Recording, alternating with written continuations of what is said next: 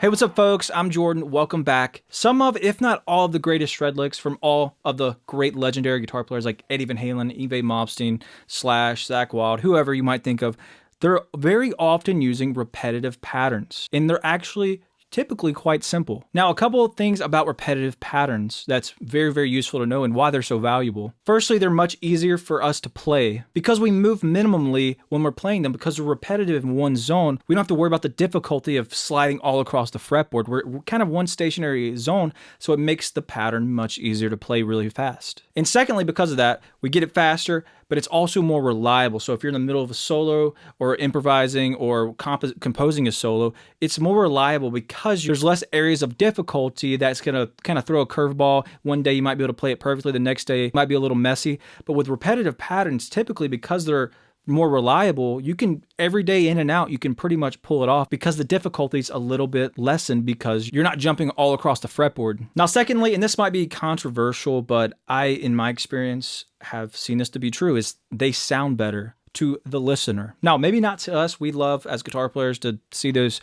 crazy runs all up and down the fretboard.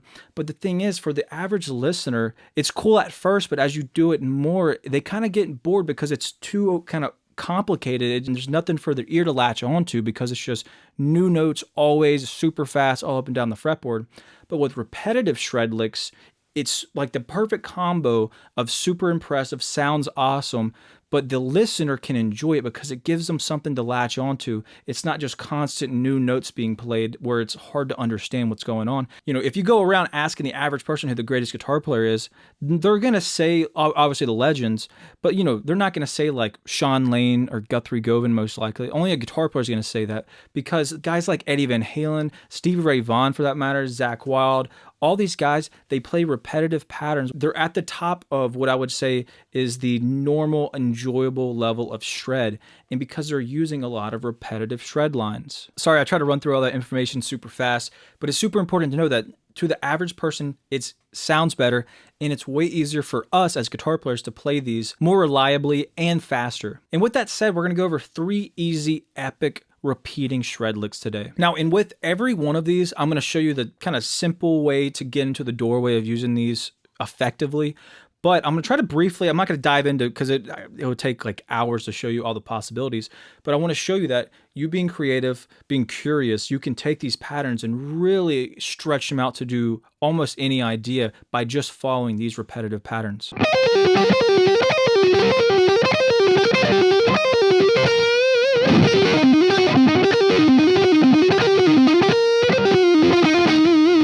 All right, that's going to be the first repeating lick that we go over today. It's more pentatonic based. I'm actually throwing in the blues note for this. You don't have to. You can choose in and out kind of which way you want to do it. I'm going to talk about that a little bit more later. The basic pattern for right now, we're in C minor pentatonic, but we are throwing in that blues note. So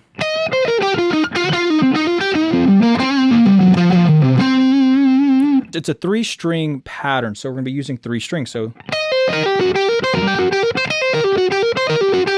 So in this case, the top 3 strings for the first repetition here. So we're starting off here on 11, and I'm doing a pick, pull off.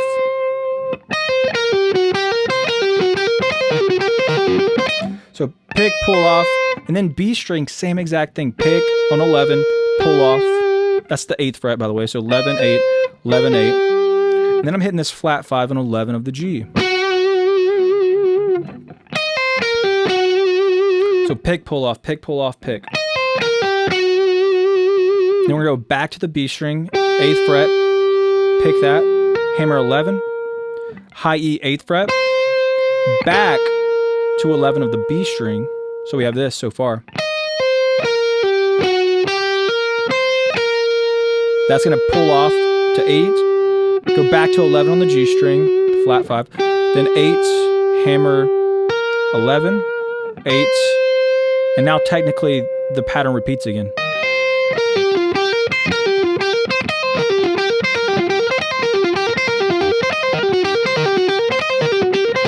So I'm gonna go through that slowly real quick. So.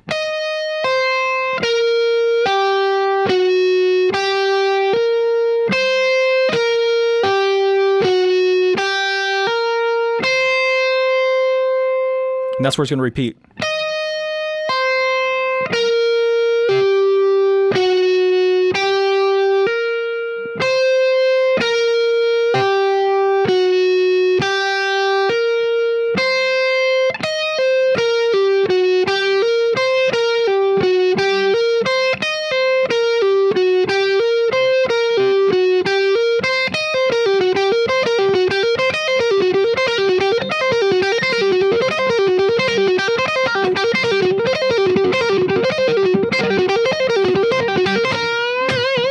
Right?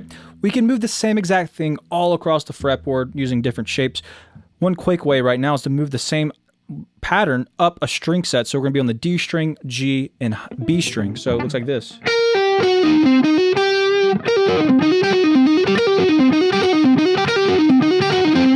can go to the G string, D string, and A string.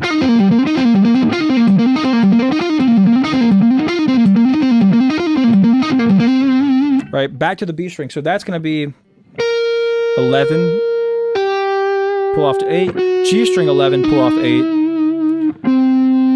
D string 10th fret, back to 8 on the G, hammer 11, 8 on the B, back to G string 11, pull off 8, D string 10, 8, hammer 11, and then 8, and that's going to repeat.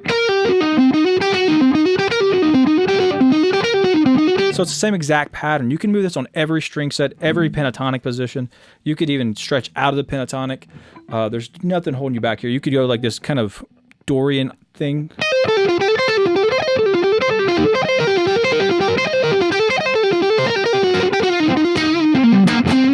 Right, you can move the different positions of the pentatonic.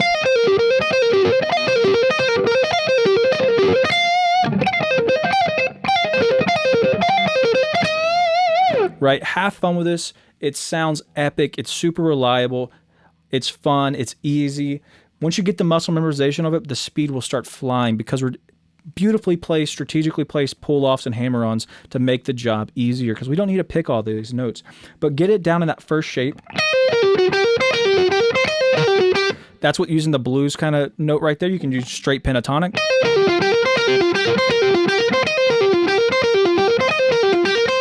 You could change up the shape and make.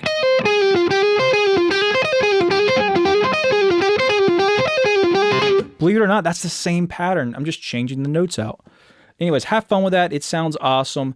You can do it literally all over the fretboard. It's very percussive and groovy. It's just a great time. It's a great lick. So I hope you enjoy that. Over the years, I've spent a lot of time trying to develop my alternate picking. Honestly, it was the hardest thing I've ever done on guitar, but I've made some good progress over the years, and I wanted to consolidate what I've learned, the different exercises, the different understandings of the technique itself, and put it into a simple course. And I'm working on probably the most in-depth alternate picking course ever, and it's going to be called The Ultimate Guide to Alternate Picking.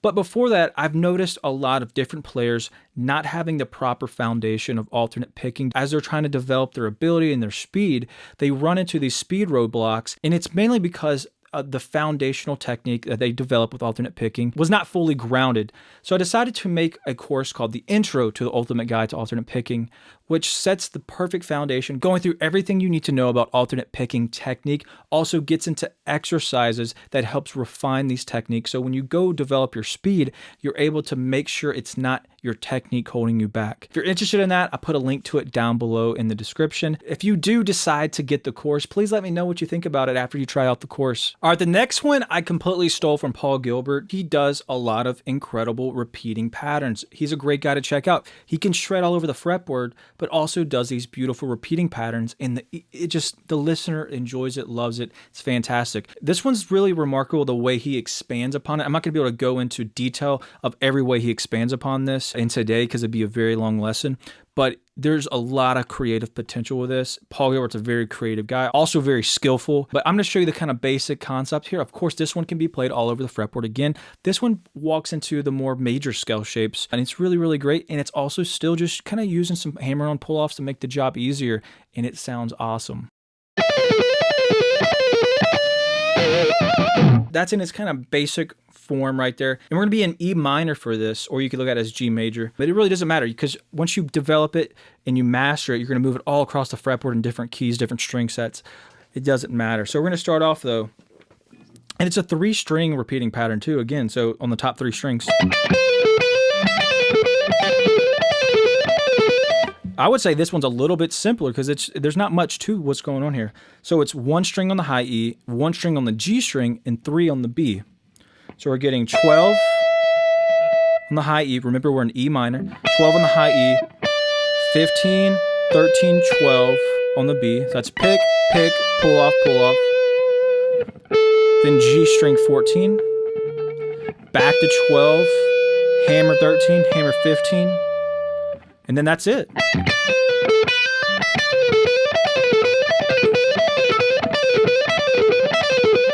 Now, you can isolate certain zones, and it's really cool. For example, you could go like this.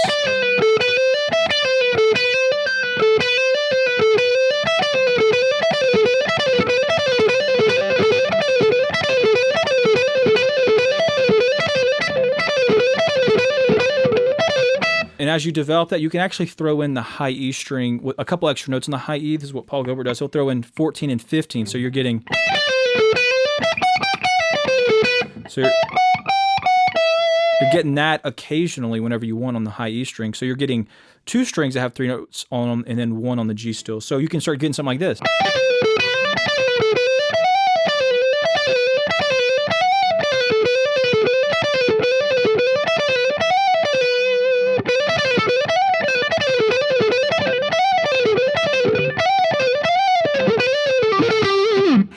You can throw chromatics in right there. Anyways, sounds awesome. It's super reliable. You can get it super, super fast. And you can move it all across the fretboard. Let's just go down. Let's go to this string set. Let's go to...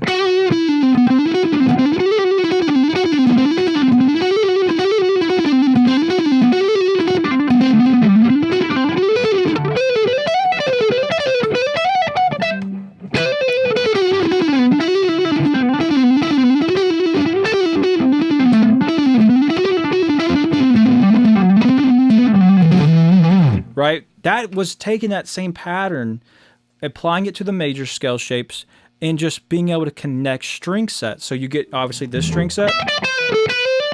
You get this one.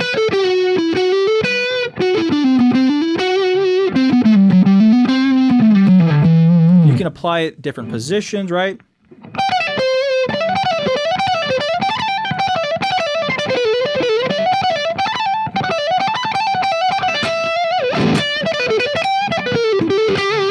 Right, super great, super fun. I love that one a lot. All right, now lastly, this one can be kind of brought in with the last two. It really fits fantastically with the Paul Gilbert one, but it can be brought in with the last one as well. And it's probably the simplest one, but just sounds epic. And it's going to be another 3-note per string pattern. You could honestly do this with a 2-note per string pattern as well. It's incredibly simple, the concept around it. You get the muscle memorization and you properly throw in those hammer-on and pull-offs. It's just so easy to get fast. It sounds awesome. It's probably the most reliable possible repeating shred lick that you could play, and it's just wonderful. So let's check it out.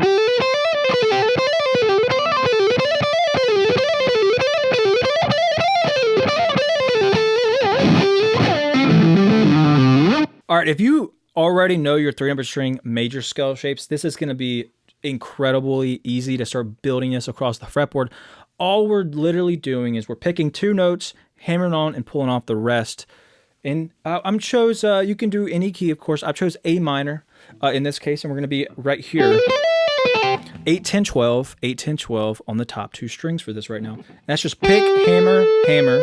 So 8, hammer 12. Sorry, 8, hammer 10, hammer 12. Go to the high E, pick it on the 8th fret, hammer 10, hammer 12. Pull off back to 10, pull off to 8. Pick 12, pull off 10, pull off 8. And then when we cycle this, we don't re-pick it again. We just go pick on the 12, pull off to 10, pull off to 8, and then we hammer on back up. So it's 1 pick per string.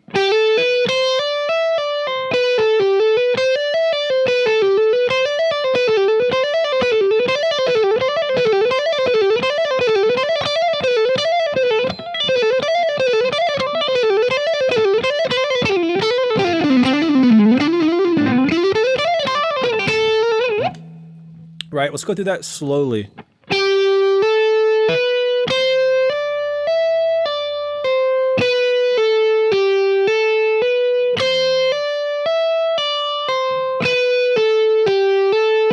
Right, like I said, there's nothing to it, but it sounds so wicked in context. It's super easy to develop, especially if you go learn your 3-number string major scale shapes, and then you can start practicing connecting it all over the fretboard in different string sets and positions.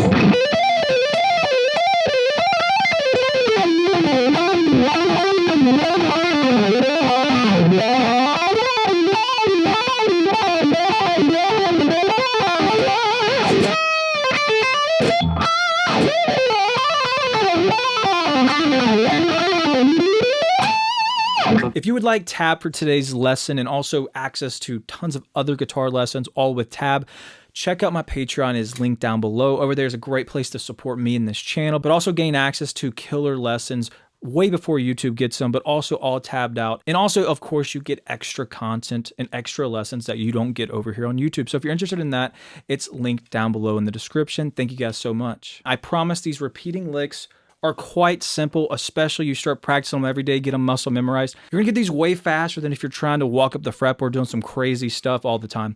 This is simple, it's refined, it's tons of fun. Once you get a muscle memorized and down, you can just sit back and relax, throw them in. It sounds epic. You're gonna be confident in your abilities. In the listener, even if it's just you, you're going to like it a lot, I promise, because these are absolutely incredible patterns. So I hope you enjoyed today's lesson and got a lot out of it. Obviously, these are 3 patterns. There's many, many more, and you can be super, super creative and curious with these and expand them all over the fretboard, and I highly recommend that you do because the possibilities are pretty much endless. So thank you guys so much for watching the video, and I'll see you back next time.